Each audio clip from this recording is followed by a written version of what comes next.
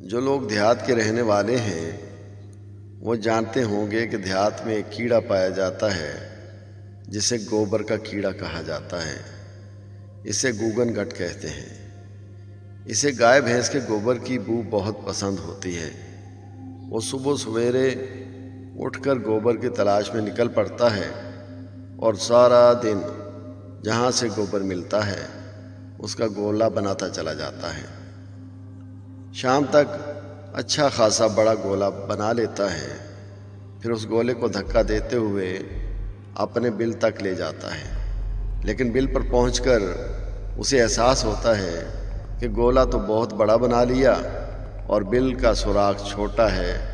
بہت کوشش کے باوجود وہ گولا بل میں نہیں لے جا سکتا۔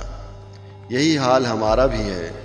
ساری زندگی حلال و حرام طریقے سے دنیا کا مال و متاع جمع کرنے میں لگے رہتے ہیں، اور جب آخری وقت قریب آتا ہے تو پتہ چلتا ہے کہ یہ سب تو قبر میں ساتھ نہیں جا سکتا، اور ہم اس زندگی بھر کی کمائی کو حسرت سے دیکھتے ہی رہ جاتے ہیں۔